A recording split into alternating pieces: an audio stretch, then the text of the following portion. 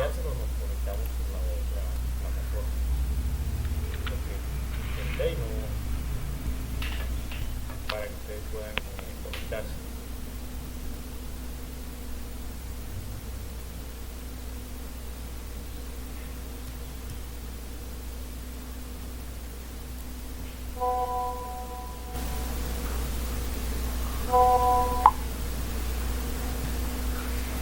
Profe, como tal, ¿cuál es el nombre de la otra plataforma? Disculpe. Eh, Esta de Hotmail. Microsoft. Microsoft Time.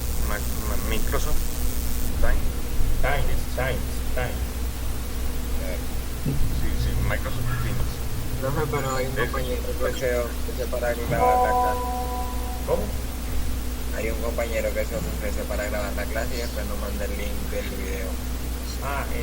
Por esta plataforma, donde estamos. Sí. Sí.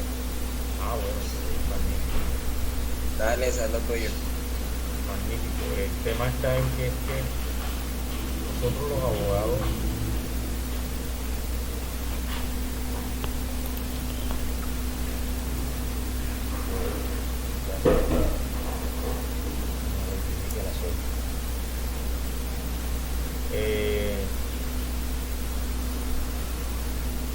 nosotros los abogados somos muy cortos en este tipo de herramientas.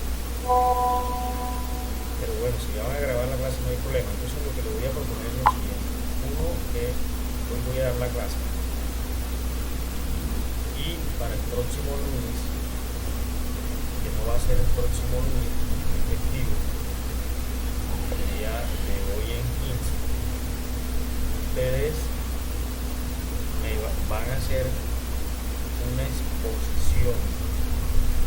Ustedes veo que hay 32 estudiantes en grupos de 4 estudiantes. Entonces, ¿qué me van a exponer? Me van a exponer el tema de todos los derechos fundamentales, pero en aras de que ustedes no repitan los derechos de forma interna, se dividen entre ustedes el número de derechos fundamentales que hay. Y además de exponerme en qué consiste cada derecho, me traen un ejemplo de una sentencia de la Corte Constitucional donde se desarrolla el derecho. Pero además de esa sentencia, queremos ver es la situación fáctica para elaborar con fundamento en el ejemplo una acción de tutela para reclamar ese derecho fundamental. Entonces, esa exposición la quiero que la hagan en presentación PowerPoint, de igual forma el ejemplo, y además en la misma presentación montan el esquema de la acción de tutela, o sea, de cómo yo puedo reclamar el derecho ante el juez cuando se me es vulnerado. Entonces, eso lo quiero para el próximo lunes en grupo de 4 personas.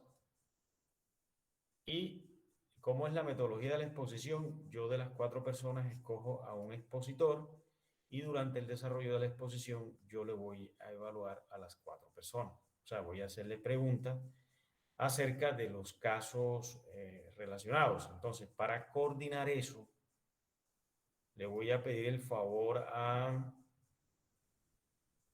la doctora Sara Aldana que tome la Constitución Política y cuente el número de derechos fundamentales que hay. Son 32, profesor. Bueno, esos 32 derechos usted los va a distribuir entre el número de estudiantes, y ustedes son 32 estudiantes. Entonces, entre grupos de 4 salen como 7, 8 grupos. Entonces, divida 32 entre 8 y ahí vamos a obtener el número de derechos fundamentales que le toca a cada grupo, o sea, 4 derechos Sería 4 derechos por esto, cada grupo. por grupo. Entonces, ¿qué queremos? Profesor, le iba a hacer Profe, una preguntita. ¿Será que Sí. usted todo eso que está diciendo nos los puede redactar a través del grupo de WhatsApp? Así sería como que mucho más fácil recordar todo lo que nos está pidiendo. Y otra cosita, ¿la sentencia tiene que estar fallada a favor? O sea, donde se No, ampare el derecho, o puede incluso haber sido, digamos que, no aceptada como tal, la acción de tutela. no necesariamente debemos estar frente a un amparo del derecho, Ok, porque entonces no habrán tiene que situaciones en sea las que, fallado a favor. habrán situaciones en las que eh, la Corte las ha negado, que no todo lo que se solicita ante la jurisdicción es tutelable. Entonces, lo que quiero es eso, que cada grupo exponga el derecho, explique en qué consiste, luego me expliquen el ejemplo de la Corte Constitucional, de la sentencia que logren bajar de la Corte, y luego me presentan la tutela, me presentan la tutela. Entonces, eh, profesor, tengo una pregunta. sí, ¿Se van a realizar 4 tutelas y 4 ejemplos por cada no, derecho o no, elegimos uno solo? no. Un ejemplo y una tutela. Usted escogerá, bueno, si a usted le tocó el derecho a la vida, el derecho de petición, el derecho a la salud y el derecho a la información, usted escoge un derecho y un ejemplo, porque la idea es que es escuchar a todos en el mismo, en las 2 horas. La idea es esa. Entonces, ya yo les mando eso al grupo de WhatsApp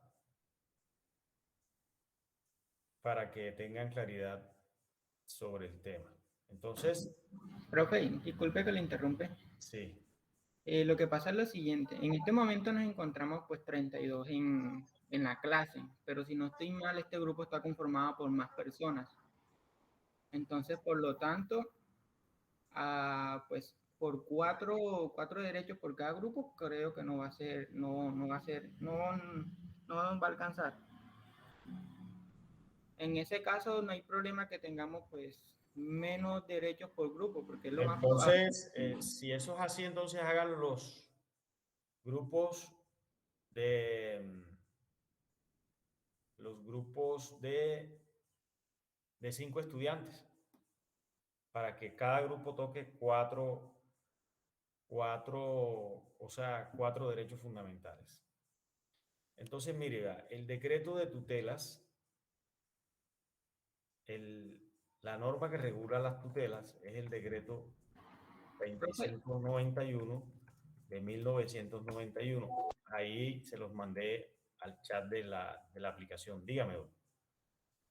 y usted no tiene a la mano como quien dice la lista para estar seguro del número de personas que hay, porque si hay más de 40, o sea, imagínense, otra vez tocaría rearmar el número de grupos o pues anexar más gente y entonces tener inconvenientes con usted porque no fue acordado aquí en la clase, va a ser un problemita.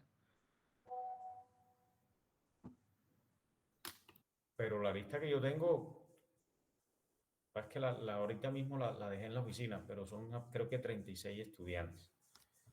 No logra pasar los 40. Ahora, en el evento que haya 40, salen 8 grupos de 5 estudiantes. Si por alguna circunstancia, digamos que sean 45, 42, porque entiendo de que la última lista que yo saqué, que es donde me aparecen 36, fue la primera del semestre, pero como, o sea, cuando inició el semestre, pero como se matriculan de forma posterior o legalizan de forma posterior, no tengo el número exacto a la fecha de hoy.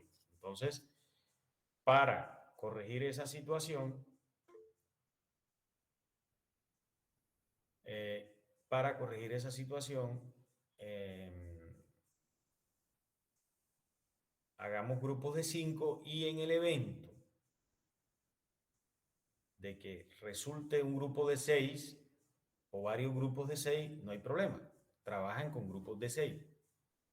Lo ideal es que cada grupo haga 4 derechos.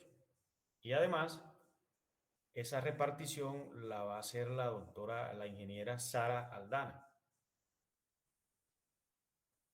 Entonces, ahora sí quedó claro el tema y de allí vamos a sacar una nota. De esa exposición, de la evaluación que yo haga, o sea, de preguntas en la clase durante la exposición y de la presentación de la tutela. Y así avanzamos en la temática, en la práctica. ¿Alguna pregunta? Bueno, entonces, si no hay Profe, pregunta, yo le dígame, quería, disculpe que le interrumpa. no hay problema. No le quise interrumpir cuando estaba explicando. Lo que pasa es que el compañero Juan Camilo Patanina González no puede entrar a clase porque en su sector está lloviendo muy fuerte y se le ha ido la luz varias veces. A ver si lo excusa. Ok, ingeniero Miguel, dígale a su compañero que sí, entiendo de que en algunos sectores de la ciudad está lloviendo.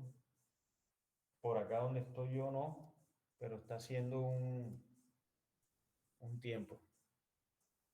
Entonces,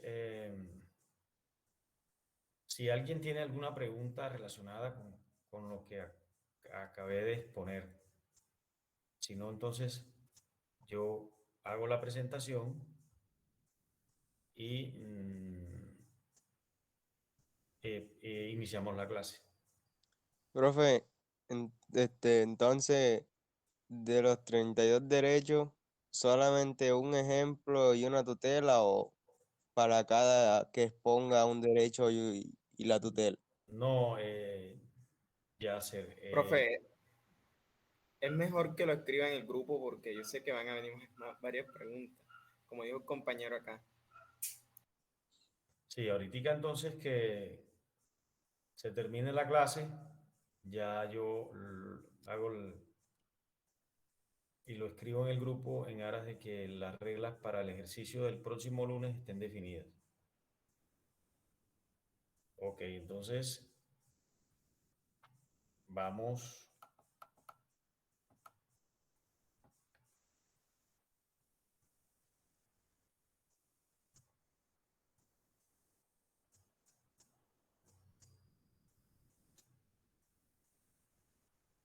Ahí sí ven la presentación. Sí. Sí, profesor. Y no iba un compañero a grabar la clase.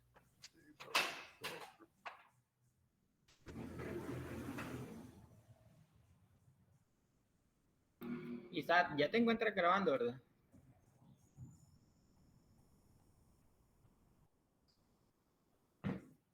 ¿Ya iniciaron la grabación?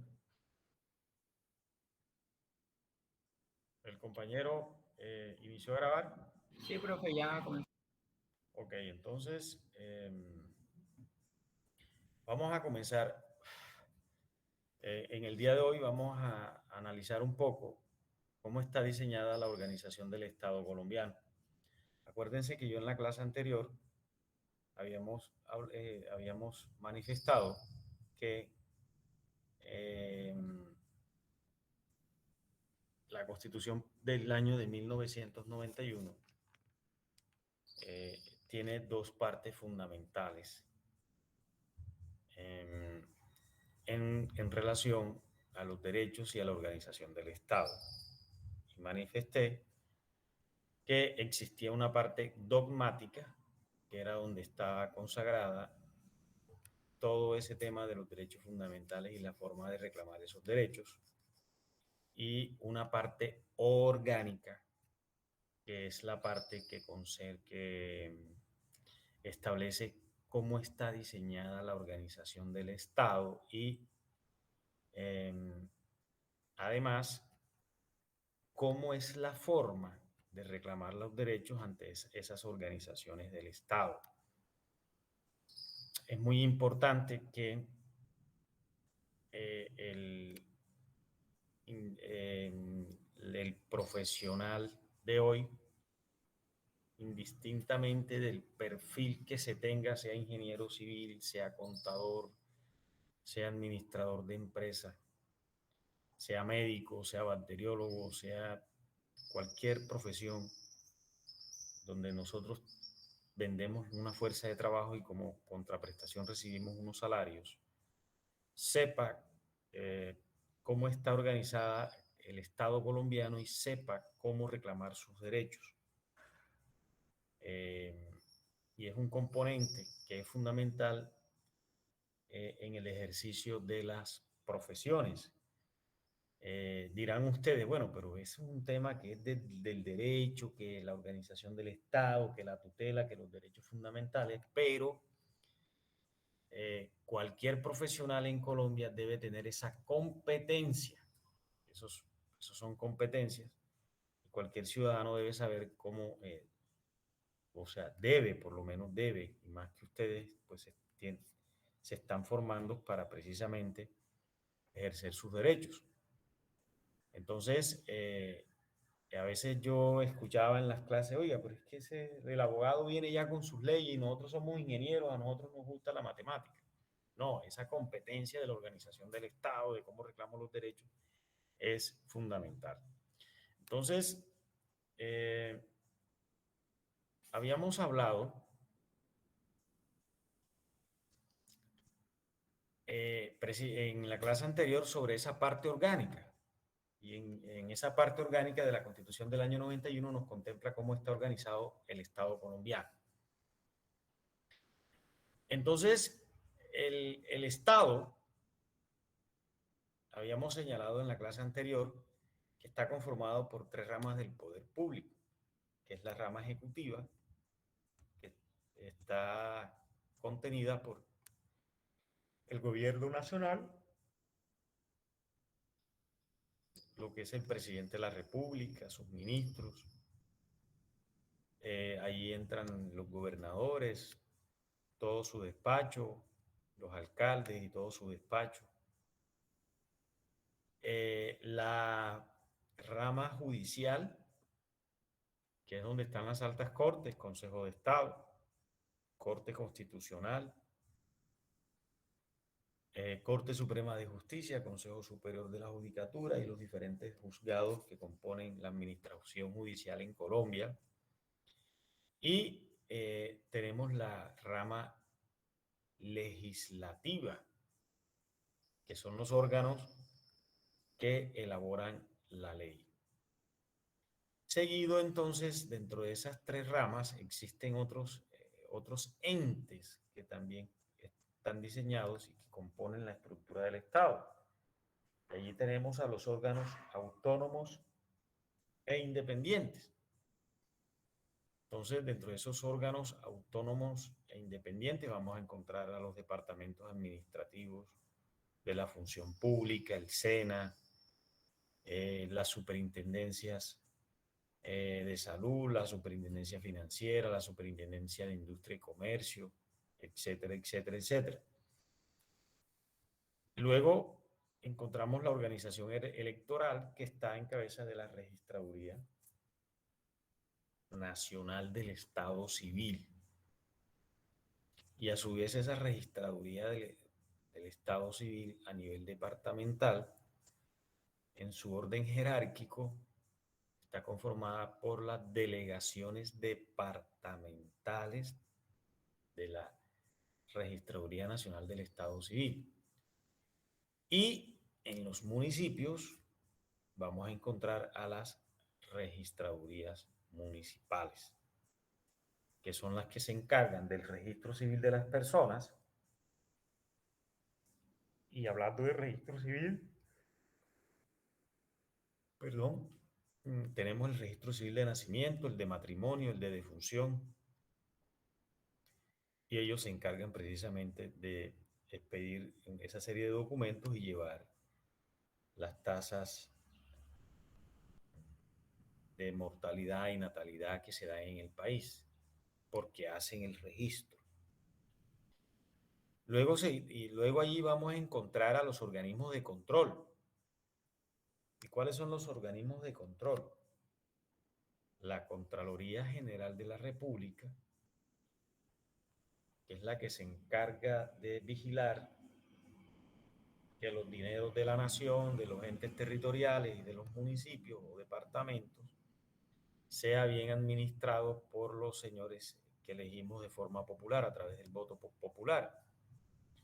Y la Procuraduría, la Procuraduría o Ministerio Público, Procuraduría General de la República, que es el ente que se encarga de vigilar la conducta de los servidores públicos. La conducta de los servidores públicos. Y por último, se creó en Colombia, con el tema de los acuerdos de paz, el sistema integral de verdad, justicia, reparación y no repetición, que hoy en día es administrado por la Jurisdicción Especial para la Paz, que se creó con ese instrumento. Entonces,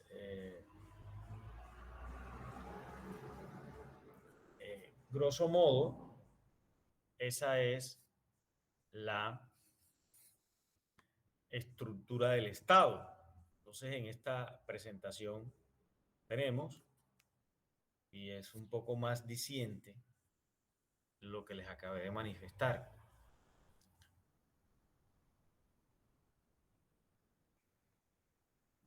Por un lado tenemos las ramas del poder público, que son las tres que ya les manifesté: legislativa, ejecutiva, judicial. Los órganos autónomos e independientes, y ahí ubicamos el SENA, los departamentos administrativos, ubicamos a la Superintendencia Nacional de Salud, Industria y Comercio, la Superintendencia Financiera, el Ministerio Público, que está conformado por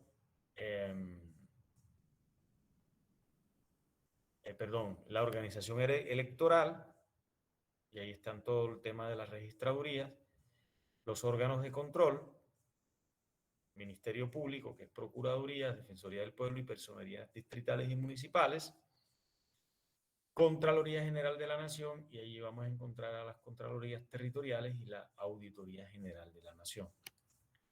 Y por último, el Sistema Integral de Verdad, Justicia, Reparación y No Repetición, que está en cabeza de la JEP. Entonces, vamos a analizar rama por rama por rama. ¿Qué función tiene cada una de ellas y de qué se encarga? Entonces, vamos a comenzar por la rama legislativa. ¿Qué le corresponde a esa rama legislativa?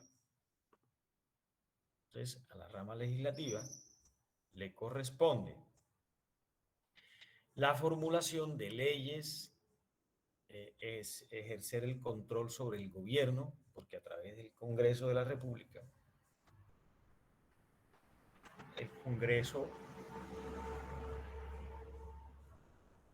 le lleva un control al gobierno nacional a través del mecanismo de censuras que se le hacen a sus ministros.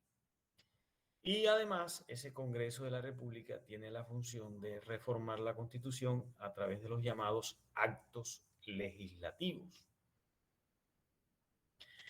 Este Congreso de la República es un órgano colegiado de elección popular y está integrado por dos cámaras. Eso quiere decir que el sistema de Colombia es un sistema bicameral. Sí, tenemos una cámara alta y se llama alta porque las personas que los integran son elegidos a través de un voto nacional, o como se denomina en derecho electoral, es una circunscripción de voto nacional. O sea, ¿qué quiere decir? Que si yo aspiro al Senado, yo puedo sacar votos o tener votos en todas las regiones del país. A diferencia de los que integran la Cámara Baja, que en este caso es la Cámara de Representantes, que cada representante a la Cámara participa en esa escogencia a través de una circunscripción territorial, o sea, un voto territorial, y solo serán aceptados aquellos votos que tenga la persona que aspira a esa corporación, pero que hayas hecho la escogencia dentro del respectivo departamento. Esa es la gran diferencia, que un voto es nacional y el otro es territorial. Ahora, me preguntarán ustedes,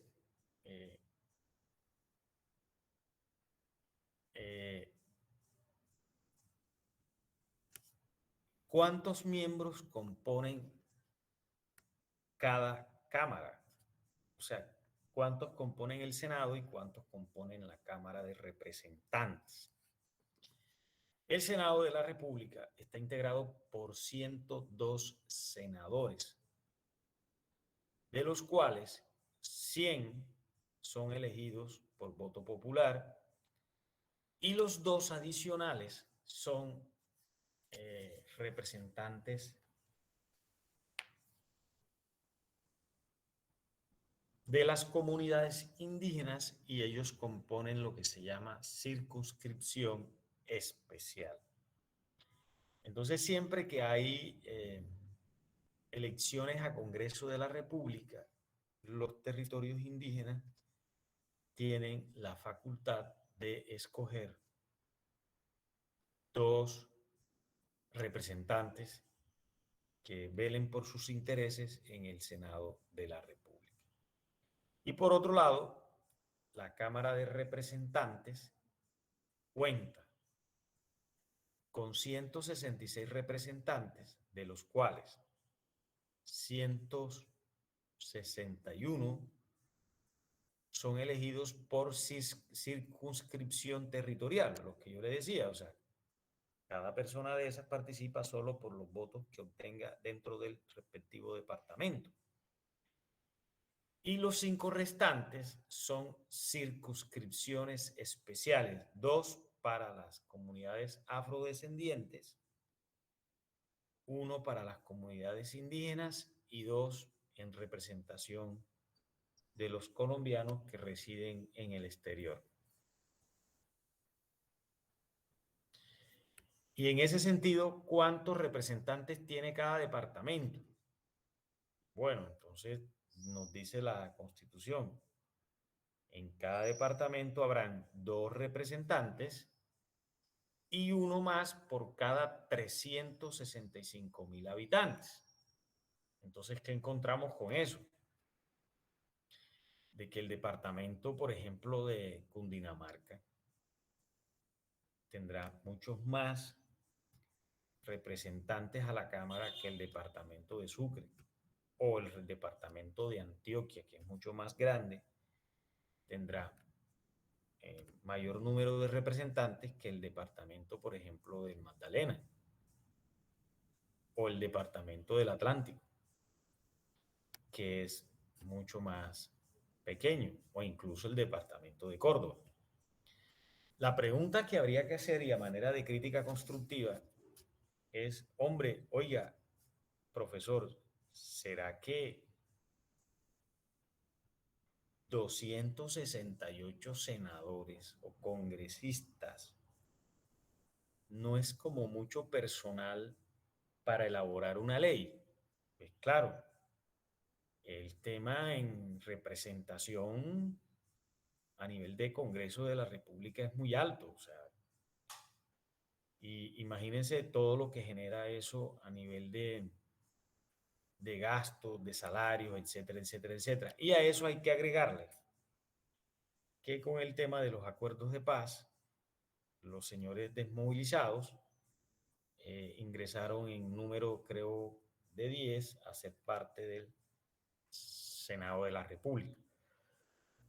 De 5 de 5. Y De dieron 5. uno en forma especial para personas, bueno, por el acuerdo de paz fueron 5. Entonces en total hay 108 senadores, 2 para los indígenas, 5 para la FARC, y digamos que un candidato que se lance, si mal no estoy, de forma sola y tenga una gran cantidad de votos, o sea que tenga más votos a nivel nacional, pues ahí se le dan también una curul, que creo que con eso se conforman 108 curules dentro del Senado de la República.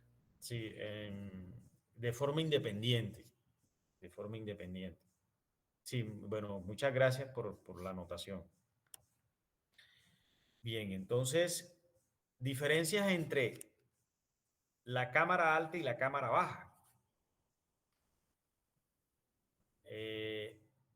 La diferencia principal es que la forma de elegirlos. Ya dijimos que una es circunscripción nacional y la otra es circunscripción territorial. En relación a la elaboración de la ley, hay otra diferencia. En el Senado deben ser radicados los proyectos sobre relaciones internacionales, o sea, las relaciones que tiene Colombia con otros países, mientras que en la Cámara inician los proyectos relativos a la cuestión tributaria, a los impuestos. En este caso, la Ley General de Presupuesto de la Nación inicia en Cámara sus debates, y eso tiene unos debates allá, se conforman unas comisiones donde se discute la norma que se pretende apoyar y luego que se le dan los debates respectivos en cada cámara, en cada cámara, pasa al Senado para también ser discutido el proyecto de ley. El Senado, dentro del Senado y la Cámara se crean o se han creado comisiones para estudiar los diferentes tipos de ley que son las que van a regular las conductas sociales, el tema de impuestos, etcétera, etcétera, etcétera, en relación al conglomerado social. Entonces hay comisiones constitucionales permanentes, comisiones legales, especiales y accidentales. En el Congreso funcionan 14 comisiones, 7 en cada cámara. Y cada congresista tiene la obligación de pertenecer a una sola comisión. Entonces, mírense lo importante y lo relevante que es precisamente elegir de forma idónea y adecuada a las personas que van a estar tanto en cámara alta como en cámara baja, porque nada más y nada menos tienen la función social de crear la ley. Y la ley es la que nos va a regular a nosotros todo lo relacionado con nuestra convivencia, todo lo relacionado con el tema de impuestos. El Estado necesita de impuestos de la sociedad para poder financiar las políticas de tipo social que existen. Entonces, a grandes rasgos, esa es las características más importantes y relevantes para la rama legislativa. Miremos entonces en su orden la rama ejecutiva. ¿Cuál es la función de la rama ejecutiva? Habíamos dicho que dentro de la rama ejecutiva están el poder central, el poder departamental y el poder municipal. A la rama ejecutiva le corresponde administrar, llevar, implementar, aplicar todo lo relacionado con el servicio que presta el Estado al conglomerado social, con la finalidad de que en Colombia se cumplan los fines sociales del Estado que están contenidos en la Constitución Política, en el artículo 2.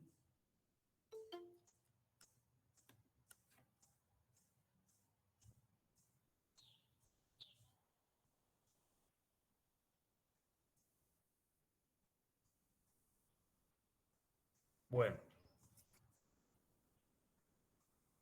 esa administración de la rama ejecutiva, como ya lo he mencionado en 3 ocasiones, está compuesto por el presidente de la República, los ministros del despacho y los directores de departamentos administrativos. El presidente y cada ministro o director de departamento conforman el gobierno nacional. Entonces, la rama ejecutiva tiene 3 órdenes, que es la rama nacional, la departamental y la municipal. La rama central del poder público, rama ejecutiva central del poder público, está conformado por los siguientes órganos: el presidente de la República, el vicepresidente o la vicepresidenta de la República, los consejos superiores de la administración, los ministerios, los departamentos administrativos y las unidades administrativas especiales sin personería jurídica. Y en el gobierno departamental está encabezado por el gobernador,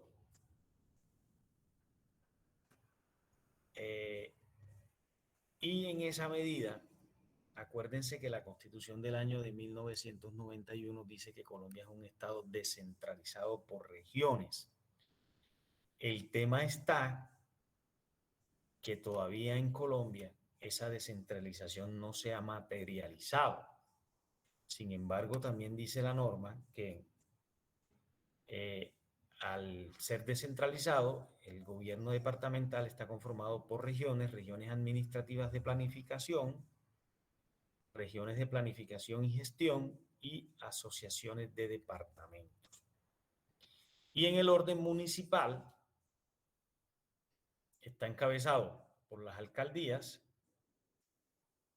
municipales, distritales, y en esa medida encontramos las provincias, los distritos, las áreas metropolitanas, los territorios indígenas, y ahí hay que incluir dentro de los territorios indígenas las respectivas asociaciones de municipios y corregimientos. Entonces, nótese que en la mayor parte o en los representantes de cada gobierno, tanto nacional, departamental o municipal, la forma de ingresar a la función pública es a través del voto popular.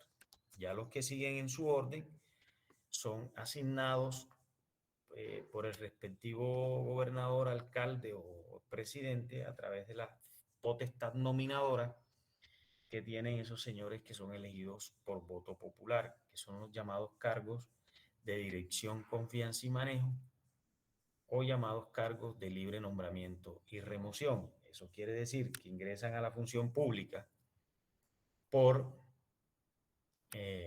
potestad del nominador. Ingresan y salen por potestad del nominador, y el acto administrativo que los vincula no requiere ningún tipo de motivación.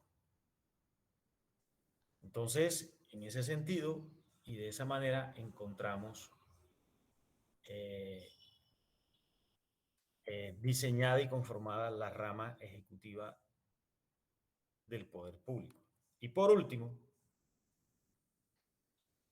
tenemos a la rama judicial, que tiene por función nada más y nada menos que administrar justicia. Y de paso soluciona los conflictos y controversias que se dan entre los asociados o entre asociados y entre estos y el Estado.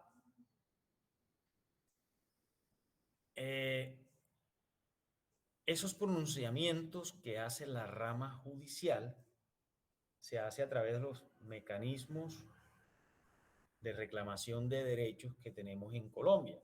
¿Y cuáles son esos mecanismos de reclamación de derechos que tenemos en Colombia?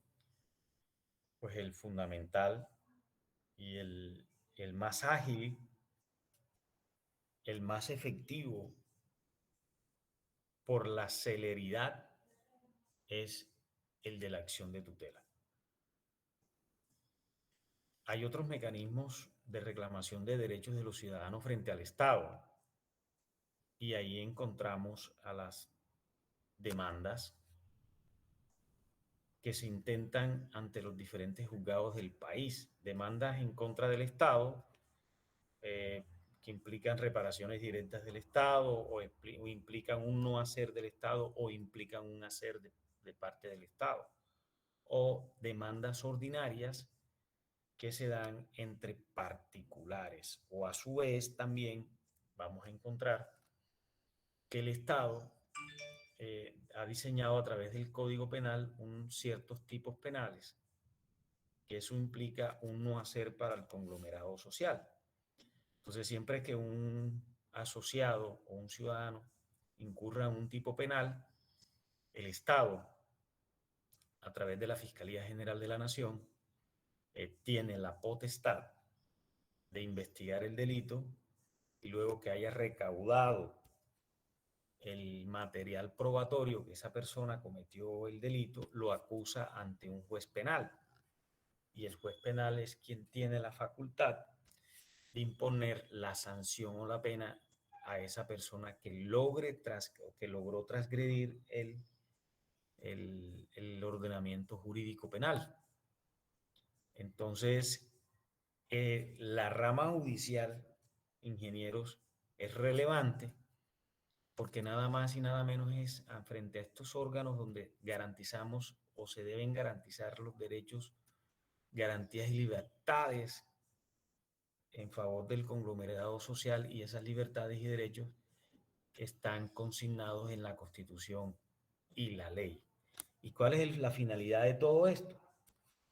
Mantener una convivencia social, un buen trato y unas buenas relaciones interpersonales, de persona a persona e incluso entre los individuos y el Estado. Entonces, esa rama judicial tiene varias jurisdicciones y aquí me voy a detener un poquito para que ustedes entiendan, no pretendo con esto de que ya salgan muchos en el tema del derecho. No, simplemente que sepan de manera de información de cómo se compone la rama judicial en Colombia. Entonces, en Colombia existen jurisdicciones. ¿Y qué es una jurisdicción? Y lo voy a explicar no desde el punto de vista técnico, sino desde el punto de vista ordinario en aras de que ustedes entiendan y sepan y comprendan el concepto. Entonces, la jurisdicción son aquellos órganos que se encargan de administrar justicia, aplicar la ley y decidir las controversias sociales por área o por tipo de conflictos. Entonces, cada área conoce de ciertos tipos de conflicto, ¿cierto? Y tiene la potestad de resolver los conflictos jurídicos por área. Es como si, por ejemplo, en ingeniería civil tenemos la materia de, bueno, yo casi de ingeniería no conozco muchos temas, pero un ejemplo. Allá está la especialidad de construcción de carreteras, doble calzada o tipo G, o etcétera, etcétera, etcétera. Eso es una materia. Y la persona que se especializa en ese tema tendrá la facultad de elaborar ese tipo y trabajar con ese tipo de material y trabajar en esa área. Tendrán allá también entonces el diseño o construcción de vivienda rural. Entonces, la persona que va a trabajar en esa área tendrá un perfil idóneo y apropiado para ejercer sus labores en esa área. Es lo mismo que sucede en el derecho. Entonces, en el derecho está, está dividido por áreas. Y esas áreas acá se conoce como jurisdicción. Entonces, abogados, yo les voy a pedir una excusa aquí de abogados no ingenieros, qué pena. Voy a pedir una excusa aquí de 5 minuticos o 6 minuticos, me tomo un café y luego regreso a la clase. ¿De acuerdo? 5 minutos. De acuerdo, profesor.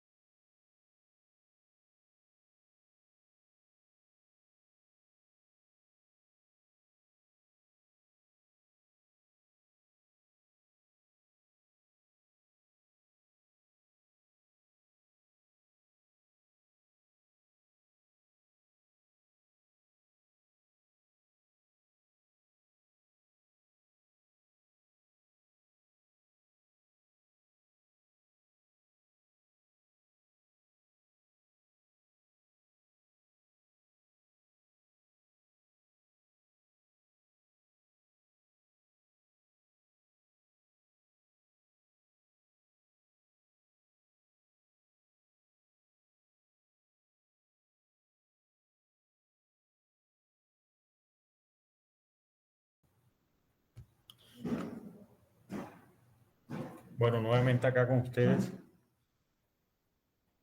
Y regresamos a la presentación. Entonces, en la rama judicial está integrada por las siguientes jurisdicciones. Por un lado, tenemos a la jurisdicción constitucional. Tenemos la jurisdicción especial.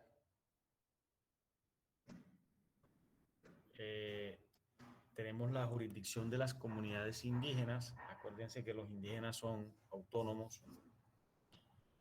Tenemos la jurisdicción ordinaria. De otro lado tenemos la jurisdicción de lo contencioso administrativo. Y de un lado tenemos a las salas del Consejo Superior de la Judicatura y a la Fiscalía General de la Nación. Entonces, miremos la primera, que es la jurisdicción constitucional. La jurisdicción constitucional. A ver, ¿quiénes integran la jurisdicción constitucional? Los jueces, magistrados, jueces de las distintas áreas del derecho, los magistrados de los tribunales de las distintas áreas del derecho y los magistrados que integran la Corte Constitucional. Por eso en materia de quién tiene la última palabra en el derecho y en este país es la jurisdicción constitucional, nada más y nada menos, porque es la Corte Constitucional la que debe velar porque se cumplan los preceptos y principios contenidos en la Constitución del año de 1991. Entonces eso quiere decir que el trabajo que ustedes van a desarrollar para el próximo lunes atinente al tema relacionado con los derechos fundamentales y sus mecanismos de protección frente al Estado se enmarca precisamente dentro de esta jurisdicción constitucional.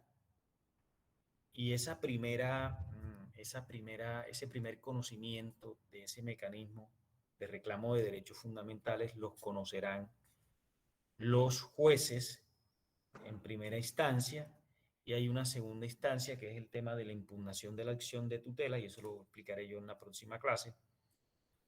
Lo conocerán los tribunales superiores de distrito judicial. Y por último, la acción de tutela llega para su eventual revisión ante la Corte Constitucional, de tal manera, ingenieros, que la jurisdicción constitucional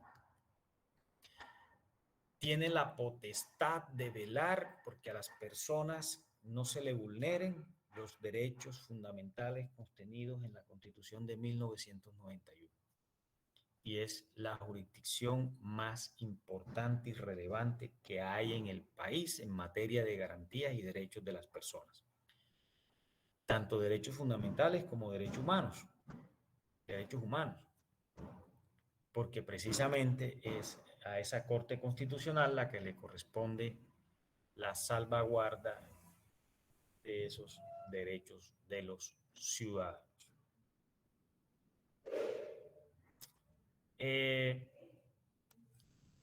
Seguida de esa jurisdicción constitucional, vamos a encontrar a la jurisdicción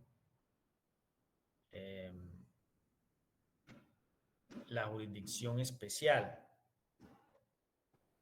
Y ahí dentro de la jurisdicción especial vamos a encontrar a los jueces de paz. Allí entonces tendríamos que incluir a la JEP, Jurisdicción Especial para la Paz, que es la que se vela por la investigación de las conductas cometidas tanto por el Estado como por las personas que actuaron al margen de la ley durante el conflicto armado. Por otro lado, entonces, tenemos a la jurisdicción de las comunidades indígenas. Esa jurisdicción de las comunidades indígenas Y ello es así porque acuérdense que en la clase anterior veíamos que los territorios indígenas eran independientes y autónomos frente al Estado.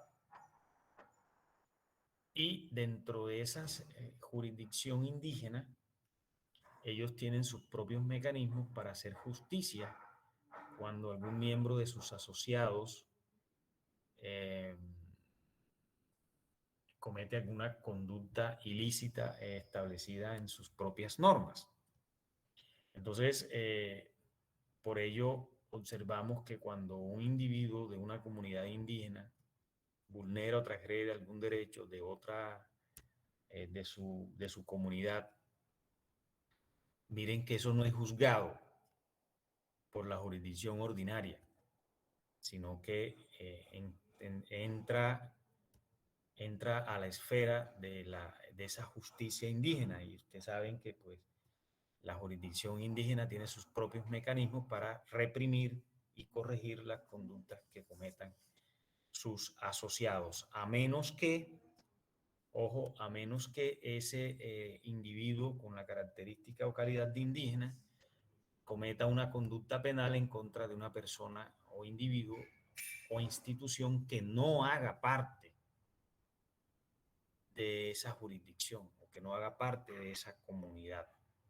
Si no hace parte de esa comunidad, ahí sí le toca entonces a la jurisdicción ordinaria velar porque se imparta justicia.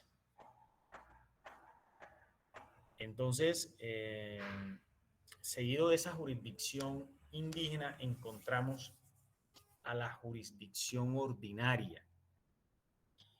Y esta jurisdicción ordinaria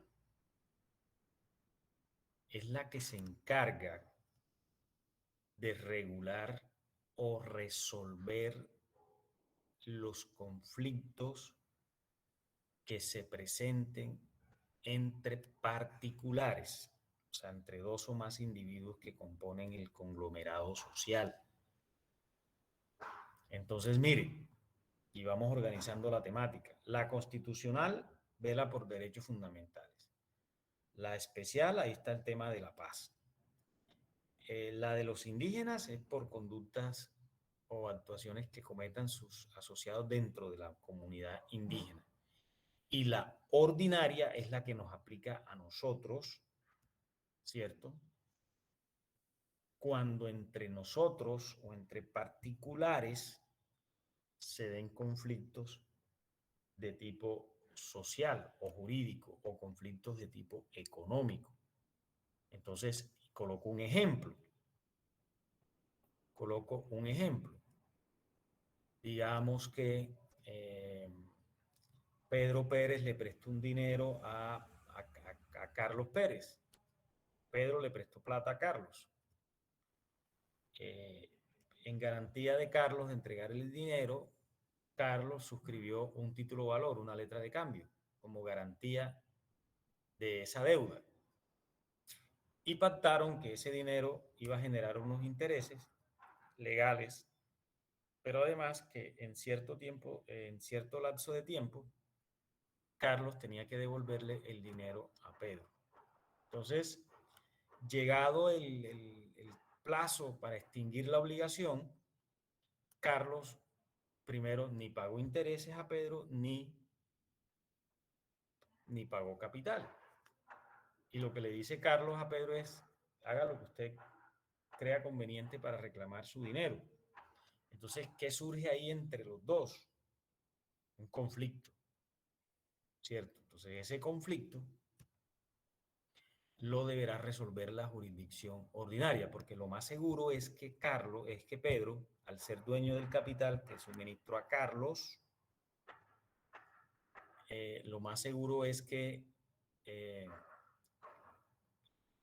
Pedro recurra ante un juez de la República para embargar los bienes de Carlos, porque la letra de cambio o el título valor que suscribió Pedro y Carlos prestará mérito ejecutivo. Entonces, la única manera de que Pedro recupere el capital que le entregó a Carlos es acudiendo ante un juez, y el juez de la República es quien tendrá la facultad de precisamente ordenarle a Carlos que le devuelva la plata a Pedro con sus rendimientos financieros.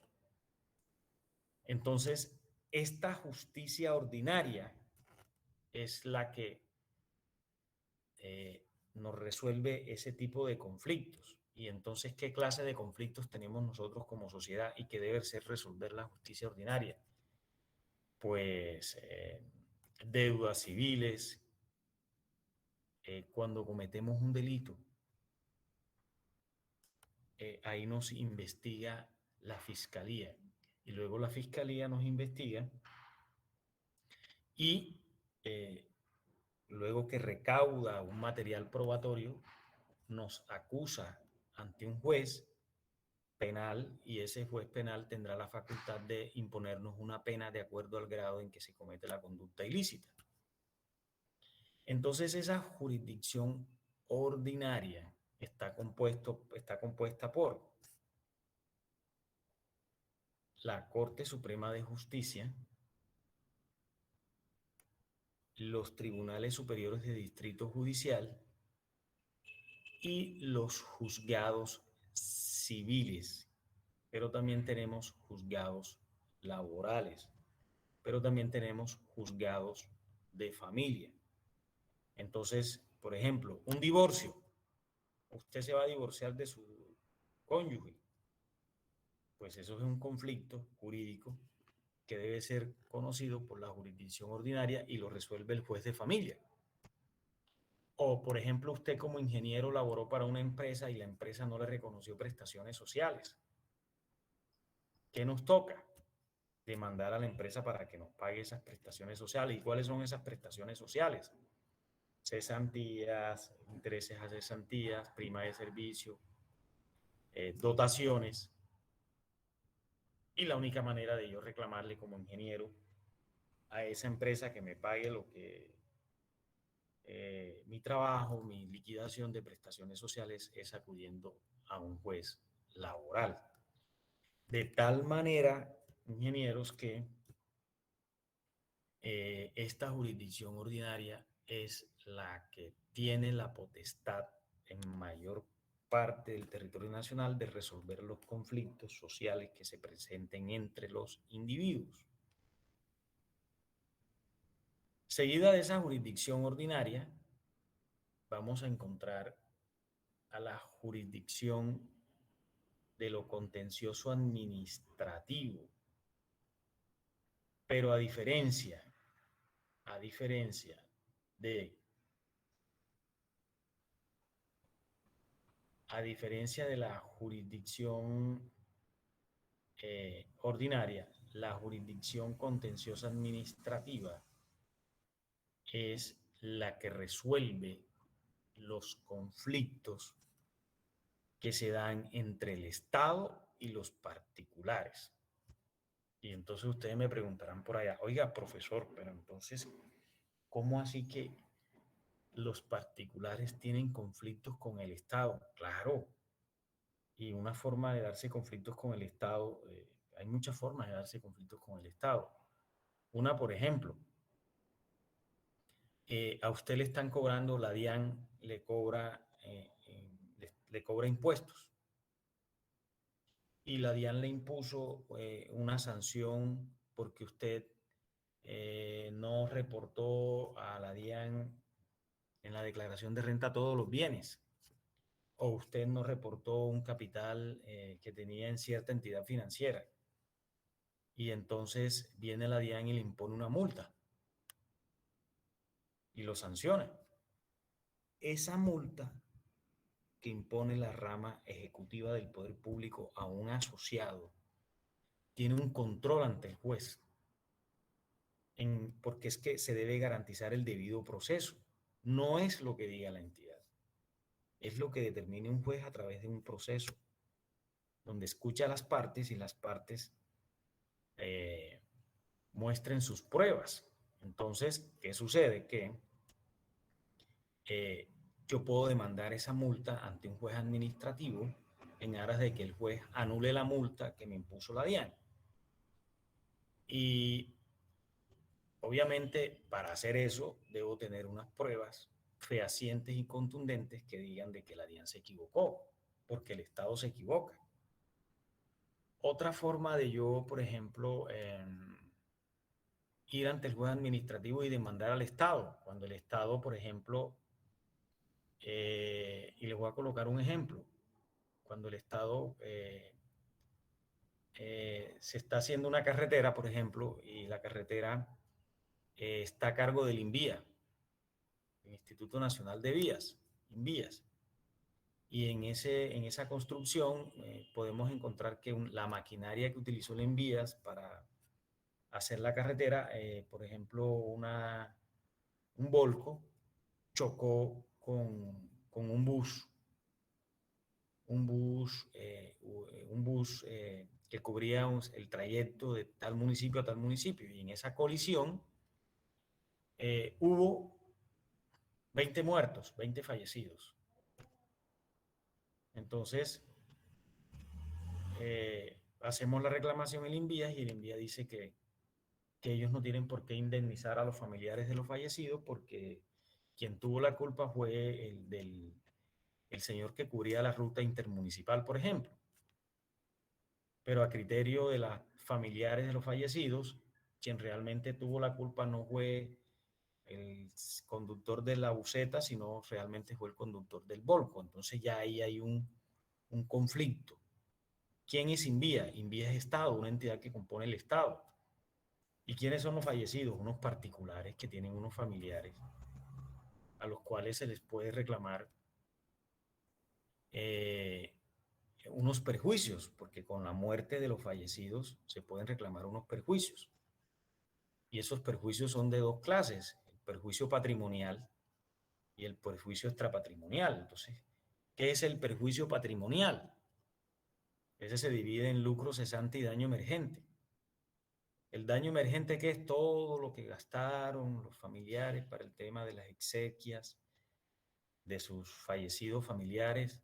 ¿Y qué es el daño, el lucro cesante? Todas esas rentas que dejaron de percibir los que iban en el bus, que fallecieron por el accidente sufrido, tienen derecho a que sus familiares sean indemnizados. Entonces, ¿qué reclamamos?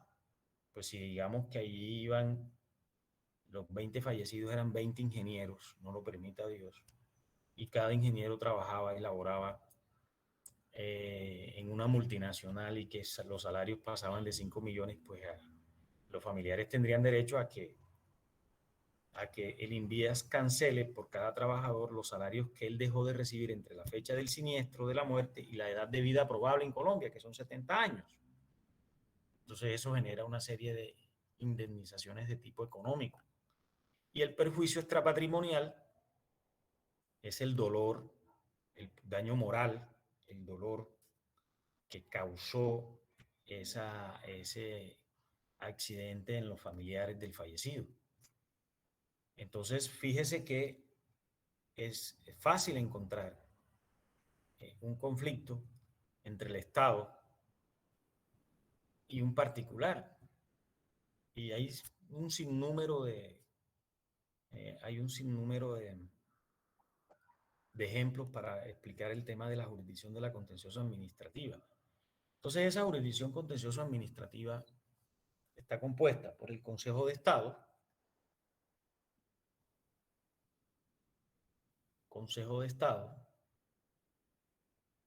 y esos magistrados allá se llaman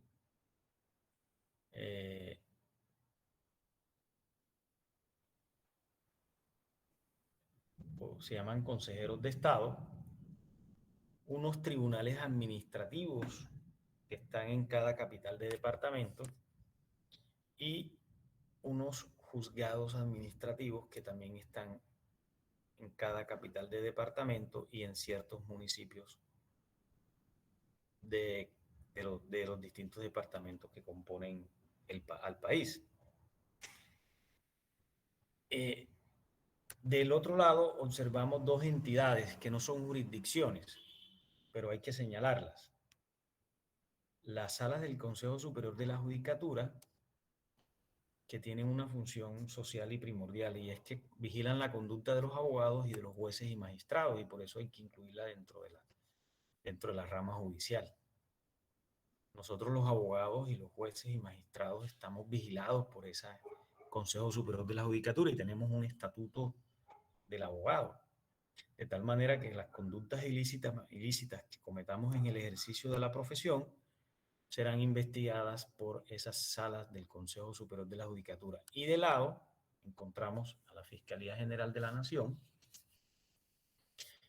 que a su vez está contenida del Instituto de Medicina Legal y Ciencias Forenses. Entonces, la Fiscalía General de la Nación tiene como fin primordial investigar y acusar, porque una cosa es investigar y otra cosa es acusar. Ellos investigan todas las conductas penales que están descritas en el Código Penal. Y entonces, ¿cómo sabe la Fiscalía cuándo se comete un delito que constituye una conducta sancionable por parte del Estado? Pues para eso hay dos vías. Hay unos delitos que se investigan de forma oficiosa, o sea, la Fiscalía tiene el deber de investigarlo cuando se cometan, y hay otros delitos que la Fiscalía los investiga por querella de parte, o sea, querella de parte del ciudadano o denuncia del ciudadano. Ejemplo, si estamos frente a un homicidio,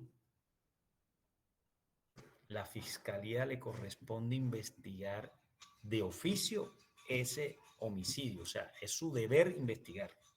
Por eso cuando hay un homicidio, los primeros que llegan son los agentes del Cuerpo Técnico de Investigación de la Fiscalía, o sea, el CTI, en aras de recolectar las pruebas y hacer el embalaje pertinente para mirar y observar qué pruebas pueden encontrar en el lugar de los hechos. Y esas pruebas deben conducir a demostrar quién fue el autor material e intelectual del delito. Pero, por ejemplo, para delitos como lesiones personales, injuria o calumnia, esos delitos requieren el hurto. Esos delitos requieren de investigación, de denuncia o querella de parte. Por eso es que cuando ustedes ven en los noticieros, por ejemplo, un robo en Bogotá, que bueno, esto está de moda y está a menudo que se den esas situaciones de hurtos, la Fiscalía no investiga si la persona no va y presenta la denuncia. Entonces, esos son los llamados delitos querellables, que para poder iniciar la investigación se requiere que la persona instaure la querella o denuncia respectiva. Entonces, una vez la Fiscalía investigue y recaude las pruebas para incriminar a una persona, lo conduce ante un juez penal y lo acusa con un material probatorio. Lo acusa y le dice: Pedro Pérez, tenemos constancia y tenemos las pruebas conducentes y pertinentes que indican que él fue el que asesinó a fulano de tal. Entonces el juez obviamente le va a decir al acusado: bueno, usted se declara culpable o se declara inocente. Si se declara culpable, pues tiene un beneficio, y es que la pena se le reduce. Pero si se declara inocente, a él le toca controvertir las pruebas que presenta en su contra la Fiscalía General de la Nación, y viene entonces todo un debate probatorio para demostrar, y unas etapas procesales para demostrar precisamente si él hizo o no cometió la conducta que le está imputando ese órgano del Estado. Entonces, ingenieros, de esta forma está integrada la rama judicial. Y es aquí, ante estas organizaciones, donde nosotros como ciudadanos vamos a peticionar, a pedir la protección del Estado en atención a nuestros derechos humanos y fundamentales. Y por último, vamos a mirar los organismos de control. Esos organismos de control también conforman o hacen parte de la organización del Estado, y esos organismos son los que tienen la facultad de velar y vigilar que las organizaciones del Estado actúen conforme a la ley. Y además tienen la característica primordial y principal que ellas no están vinculados a ninguna rama del poder público. O sea que en Colombia hay un control entre las tres ramas, pero además esas tres ramas del poder público, que es la ejecutiva, la legislativa y la judicial, están vigilados por unos órganos de control, que son los que determinan si las personas cumplen la ley, si los organismos del Estado cumplen la ley a cabalidad y su función y sus funciones. Entonces esos organismos de control están conformados por el Ministerio Público, que es la Procuraduría General de la Nación, la Contraloría General de la República, es la que se encarga de velar porque el fisco, el presupuesto de la nación y el que se envía a los entes departamentales y territoriales sea conservado, no se malgaste.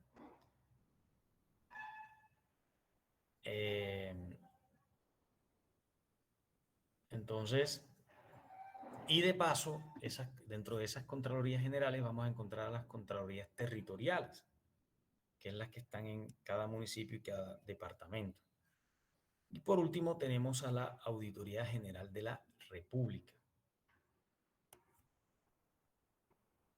Entonces, miremos primero y estudiemos cada una de ellas. El Ministerio Público. El Ministerio Público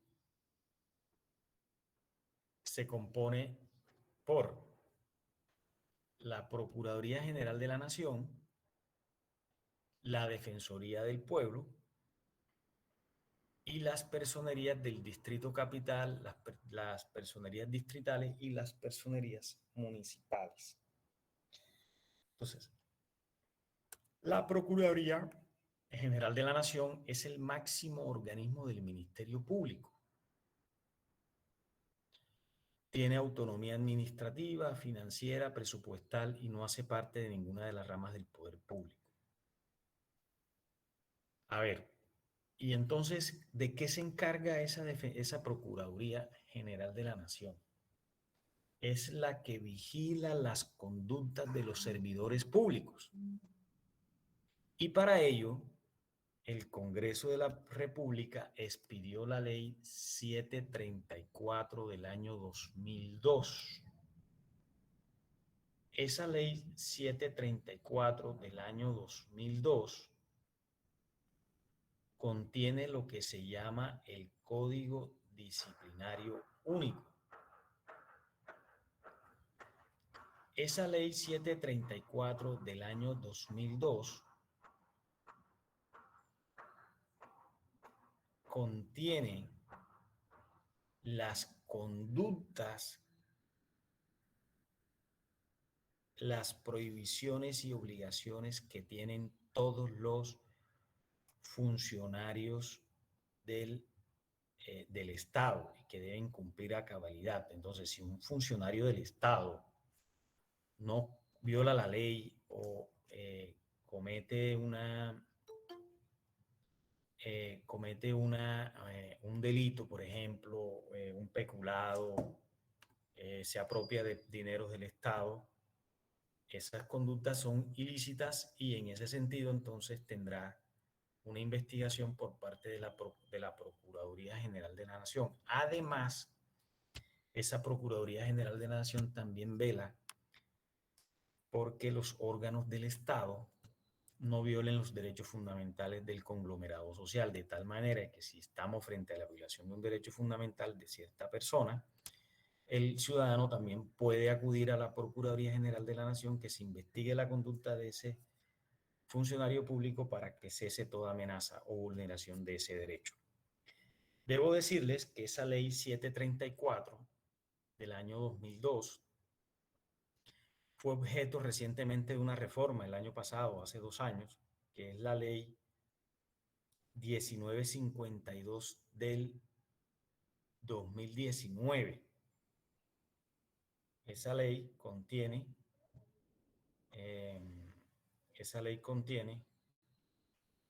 el nuevo código disciplinario. Entonces, ¿qué facultades tiene esa Procuraduría? Hombre, de que si el servidor público comete una conducta disciplinaria, que es disciplinable, entonces ese Ministerio Público puede imponer una sanción que incluso puede destituir al funcionario público en el ejercicio de sus funciones cuando comete una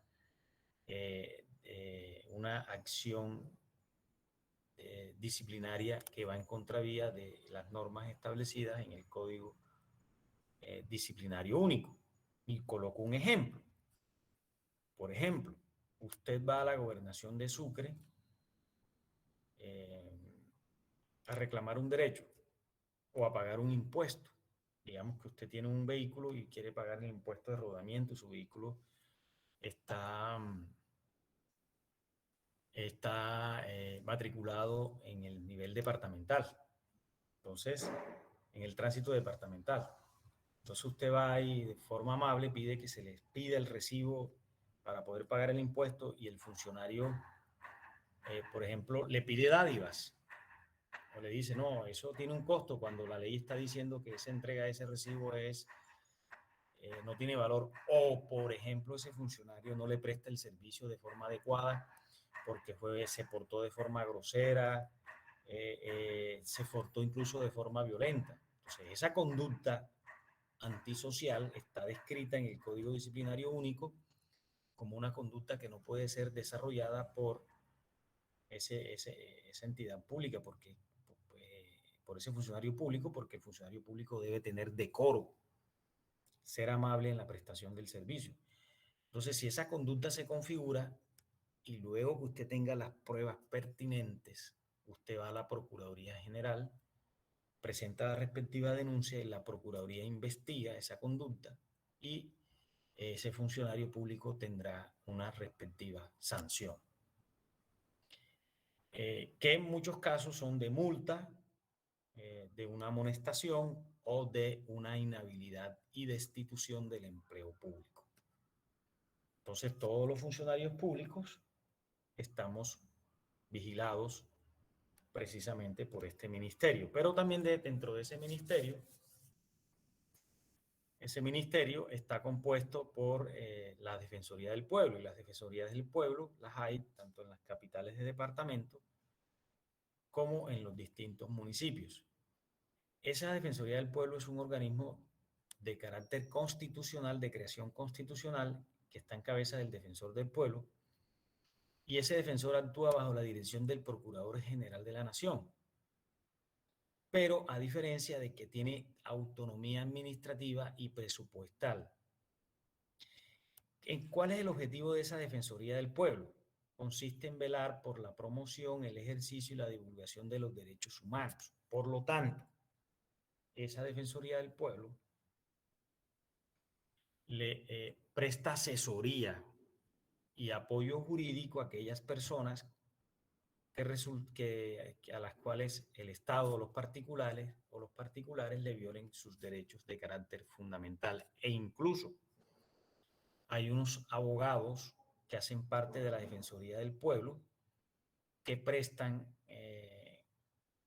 asesorías legales de forma gratuita a aquellas personas que no tengan el dinero necesario y suficiente para pagar una consulta a un abogado particular, que son los llamados abogados de oficio, que los paga el Estado para que ellos presten un servicio social. Cuando una persona se vea vulnerado en sus derechos.